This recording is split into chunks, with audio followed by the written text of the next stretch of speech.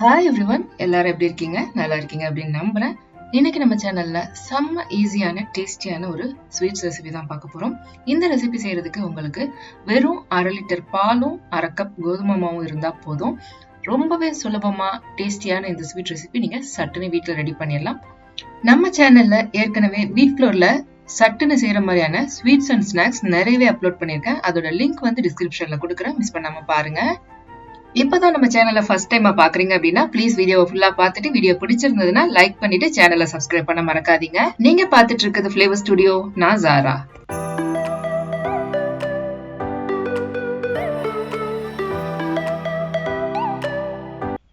இந்த ரெசிபி செய்யறதுக்கு நமக்கு 1/2 லிட்டர் அளவு பால் தேவைப்படும். நான் இந்த கப்ல 2 கப் எடுத்திருக்கேன். அப்ராக்சிமேட்டா 1/2 லிட்டர் இருக்கும், கொஞ்சம் கூட குறையா இருந்தா பிரச்சனை இல்லை. இப்ப வந்து நம்ம இந்த பாலை நல்லா காய்ச்சி எடுத்துக்கலாம்.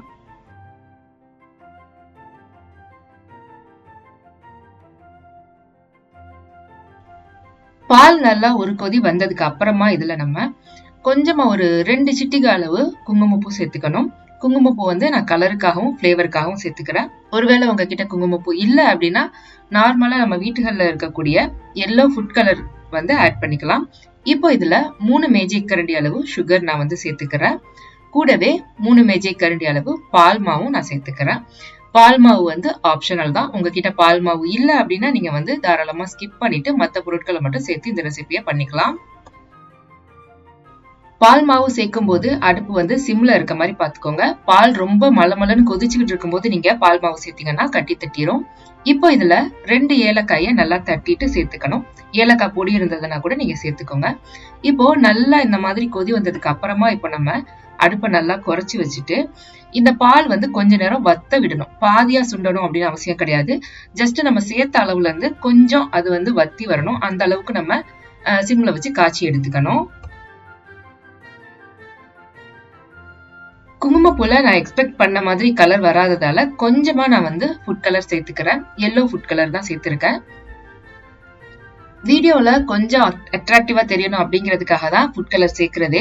வீட்டுல நீங்க சாப்பிடறதுக்கு செய்றீங்க அப்படின்னா ப்ளீஸ் வந்து ஃபுட் கலரை வந்து நீங்க கம்ப்ளீட்டா அவாய்ட் பண்ணிக்கோங்க. ஃபுட் கலர் வந்து எப்பவுமே நல்லது இல்ல. ஜஸ்ட் வீடியோல காட்டும் போது கொஞ்சம் கலர்ஃபுல்லா இருக்கணும் அப்படிங்கிறதுக்காக தான் நான் வந்து கலர் சேர்க்கிறேன். இப்ப பாத்தீங்கன்னாவே தெரியும், பால் நம்ம சேர்த்ததை விட நல்லா வத்தி வந்துருச்சு.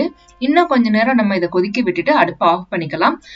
பால் கொதிச்சு வரும்போது பாத்தீங்கன்னா ஓரங்கள்ல எல்லாம் ஒட்டி ஒட்டி இருக்கும் இல்லையா, அந்த பாலாட போய் ஒட்டி இருக்கும். அதை கரண்டியால லைட்டா நம்ம சுரண்டி சுரண்டி விட்டு கலந்து விட்டுக்கணும். பால் நல்லா வத்திருச்சு. அடுப்பு ஆஃப் பண்ணிட்டு நம்ம ஸ்வீட்ஸுக்கான மாவு ரெடி பண்ணிக்கலாம். ஒரு பவுல்ல 1/2 கப் அளவு கோதுமை மாவு எடுத்திருக்கேன். 1 மேஜிக் கரண்டி அளவு ரவை சேர்க்கிறேன். 1 மேஜிக் கரண்டி அளவு பால் மாவு. பால் மாவு இல்லைன்னா நீங்க ஸ்கிப் பண்ணிக்கோங்க. இப்போ இதுல தேவையான அளவு உப்பு சேர்த்துக்கோங்க. 2 பிஞ்ச் சேர்த்தீங்கன்னா கரெக்டா இருக்கும். இப்போ இதை ஒரு வாட்டி நல்லா கலந்து விட்டுக்கோங்க. 1 டீஸ்பூன் அளவு நெய் நான் சேர்த்துக்கிறேன். நெய் இல்லைன்னா ஆயில் கூட நீங்க சேர்த்துக்கலாம். கூடவே இதுல ஒரு 1.5 டீஸ்பூன் அளவு தயிர், நல்லா கெட்டியான தயிர் சேர்த்துக்கோங்க. 1/4 தேக்கரண்டி அளவு சோடா உப்பு நம்ம சேர்த்துக்கணும், அதாவது பேக்கிங் சோடா.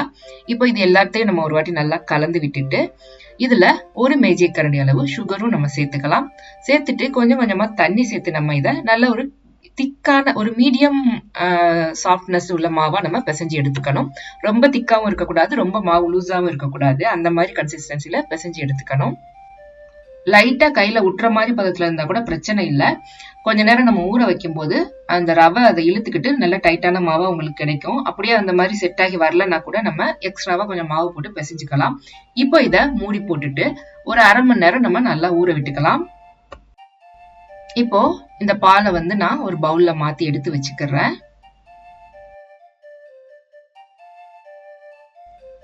இப்போ அடுப்புல ஒரு கடாய் வச்சுட்டு நம்ம ஸ்வீட்ஸை பொரிச்சு எடுக்கிறதுக்கு தேவையான அளவு எண்ணெயை நம்ம வந்து சேர்த்துக்கலாம். நான் இன்னைக்கு கடலை எண்ணெய் யூஸ் பண்றேன். நீங்க வீட்டுல என்ன எண்ணெய் இருக்கோ யூஸ் பண்ணிக்கலாம், பிரச்சனை இல்லை. சிம்ல வச்சுட்டு எண்ணெய் ஒரு பக்கம் சூடாகிட்டு இருக்கணும். இந்த பக்கம் நம்ம பிசைஞ்சு வச்சிருக்க மாவை எடுத்து சின்ன சின்ன உருண்டைகளா உருட்டிட்டு நம்ம ஒரு சின்ன பேடா மாதிரி தட்டி தட்டி எடுத்துக்க வேண்டியதுதான். நான் இன்னைக்கு இந்த மாதிரி சின்ன சின்ன உருண்டைகளா தட்டிட்டு வடை மாதிரி ஷேப்ல தட்டி எடுத்துக்க போறேன். இதே நீங்க வந்து ஸ்கொயர் ஷேப்லயோ இல்ல வந்து நீல நீளமா சின்ன சின்ன உருண்டைகளாவோ எப்படி வேணாலும் நீங்க பண்ணிக்கலாம், நம்மளோட இஷ்டம் தான்.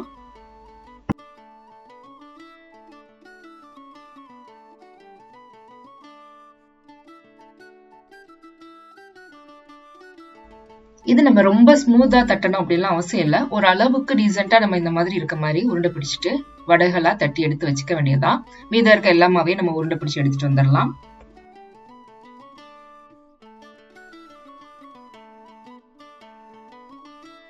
இப்போ நம்ம உருண்டை பிடிச்சு வைக்கிற கேப்ல ஆயில் நல்லா சூடாயிருச்சு. ஆயில் சூடாயிடுச்சான்னு பாக்குறதுக்காக ஒரு சின்ன துண்டு மாவை நம்ம எண்ணெயில சேர்த்து பார்க்கலாம். மாவை போட்ட உடனே இந்த மாதிரி நல்லா உப்பிக்கிட்டு மேல வந்துச்சுன்னா எண்ணெய் கரெக்டா சூடாயிடுச்சு அப்படின்னு அர்த்தம். இப்போ நம்ம அதை வெளியில எடுத்துட்டு நம்ம ரெடி பண்ணி வச்சிருக்க மாவு உருண்டைகளை ஒண்ணு ஒண்ணா சேர்த்து நம்ம பொரிச்சு எடுத்துக்கலாம்.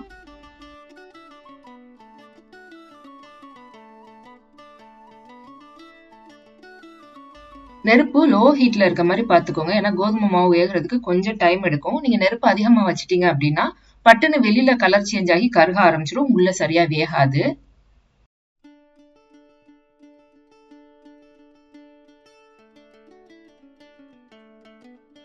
வேக ஆரம்பிக்கும் போது லைட்டா வெடிக்க ஆரம்பிக்கும். நம்ம கஜடா எல்லாம் செய்வோம் இல்லையா, அந்த மாதிரியான ஒரு கன்சிஸ்டன்சில தான் வரும். அதனால நீங்க பயப்பட வேணாம் சரியான பதத்துல வரலையோ அப்படின்னு.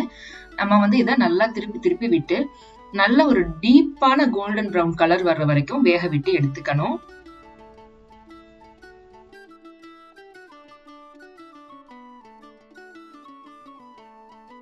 பாருங்க, இந்த அளவுக்கு நல்லா கலர் சேஞ்ச் ஆகி வர்ற வரைக்கும் நம்ம இதை பொரிச்சு எடுத்துக்கணும். இந்த ஸ்நாக்ஸ் பாத்தீங்கன்னா நம்ம இதை பொரிச்சு எடுத்ததுமே அப்படியே கூட சாப்பிடலாம். செம்ம கிறிஸ்பியா, வெளியில கிறிஸ்பியாவும் உள்ள சாப்பிட்டாவும் ரொம்ப டேஸ்டா இருக்கும். பட் நம்ம இன்னைக்கு இதை அப்படியே சாப்பிட போறது இல்ல. நம்ம ரெடி பண்ணி வச்சிருக்க மலாயில போட்டுட்டு நல்லா ஊறினதுக்கு அப்புறமா குலாப் ஜாமுன் ரசமலாய் எல்லாம் சாப்பிடுவோம் இல்லையா, அந்த மாதிரி நம்ம ஊற விட்டு சாப்பிட போறோம். பட் உங்களோட ப்ரிஃபரன்ஸ் தான். உங்களுக்கு இந்த மாதிரி பால்ல ஊற வச்சு சாப்பிட பிடிக்காதுன்னா அப்படியே இந்த ஸ்வீட்ஸை மட்டும் செஞ்சுட்டு நீங்க அப்படியே சர்வ் பண்ணலாம். அதுவும் ரொம்பவே நல்லா இருக்கும். இந்த ஸ்வீட்ஸ பொரிச்சு எடுத்ததுமே சூடா இருக்கும் போதே பால்ல சேர்த்துடணும். அந்த பாலும் நம்ம ஒரு மிதமான சூட்ல இருக்கும் போது சேர்க்கணும். அப்பதான் கரெக்டா நம்ம அந்த சிரப்பை உள்ள உறிஞ்சி நம்மளுக்கு சாப்பிடும்போது நல்ல ஒரு ஜூசியான டேஸ்ட் கிடைக்கும். இப்போ இதுல கொஞ்சமா துருவின நட்ஸ் நான் தூவிக்கிற போறேன். என்னங்க வெறும் 3 பொருள் 4 பொருள்னு சொல்லிட்டு இவ்வளவு ஐட்டம் சேர்க்கறீங்களா அப்படின்னு நினைக்காதீங்க. இது எக்ஸ்ட்ராவா சேர்க்கறதா, ஆப்ஷனல் தான்.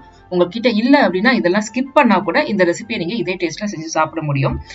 உங்ககிட்ட பிஸ்தா இல்லைன்னா பாதாமோ முந்திரியோ எது வேணாலும் சேருங்க. அப்படி நட்ஸே இல்லைன்னா கூட பிரச்சனை இல்லை, ஸ்கிப் பண்ணிட்டு ஜஸ்ட் நான் மெயின் இன்கிரீடியன்ட்ஸ்னு சொன்ன பொருட்களை மட்டும் சேர்த்து நீங்க பண்ணாவே போதும். இப்போ இதுல கடைசியா கொஞ்சமா நான் குங்குமப்பூ தூவிக்கிறேன். இது இப்ப நல்லா ஒரு 1 மணி நேரம் அல்லது 2 மணி நேரம் ஊறணும். ஊறினதுக்கு அப்புறம் எடுத்து சாப்பிட்டீங்கன்னா செம்ம ஜூசியா செம்ம டேஸ்டியா இருக்கும். இதே நீங்க ஓவர் நைட் ஃப்ரிட்ஜ்ல வச்சுட்டு சில் பண்ணிட்டு அடுத்த நாள் எடுத்து சாப்பிட்டீங்க அப்படின்னா வேற லெவல்ல இருக்கும். கண்டிப்பா நீங்க ட்ரை பண்ணா மட்டும்தான் அதோட டேஸ்ட் உங்களுக்கு எப்படி இருந்ததுன்னு புரியும். செம்ம யம்மியான டேஸ்டியான ஒரு ஜூசி வீட் ஃப்ளவர் ஸ்வீட்ஸ் எப்படி செய்யறதுன்னு இன்னைக்கு நம்ம சேனல்ல பார்த்தோம். கண்டிப்பா உங்க எல்லாருக்கும் இந்த வீடியோ பிடிச்சிருக்கும் அப்படின்னு நம்புறேன். வீடியோ பிடிச்சிருந்ததுன்னா லைக் பண்ணிட்டு உங்களோட கருத்துக்களை கமெண்ட்ல சொல்ல மறக்காதீங்க. இதே மாதிரி இன்ட்ரெஸ்டிங்கான ஈஸியான ரெசிபிஸ் நிறைய நம்ம சேனல்ல வந்துட்டே இருக்கு. அதெல்லாம் நீங்க மிஸ் பண்ணாம பார்க்கணும் அப்படின்னு நினைச்சீங்கன்னா சேனலை சப்ஸ்கிரைப் பண்ணிட்டு நோட்டிபிகேஷன் ஆன் பண்ணிக்கோங்க. இந்த வீடியோவை நீங்க நம்ம சேனலோட Facebook பேஜ்ல பாத்துட்டு இருக்கீங்க அப்படின்னா Flavour Studio Cooking Videos அப்படிங்கிற நம்மளோட Facebook பேஜையும் ஃபாலோ பண்ணிக்கோங்க. சேனலை பத்தின அப்டேட்ஸ், கிவ்அவே பத்தின அனௌன்ஸ்மெண்ட் எல்லாம் மிஸ் பண்ணாம பார்க்கணும்னு நினைச்சீங்கன்னா நம்மளோட Instagram பேஜையும் ஃபாலோ பண்ணிக்கோங்க. லிங்க் நான் டிஸ்கிரிப்ஷன்ல கொடுக்குறேன். சீக்கிரமே உங்களை நான் அடுத்த வீடியோல சந்திக்கிறேன். அது வரைக்கும் take care, bye bye. Thanks for வாட்சிங். Stay safe, stay home.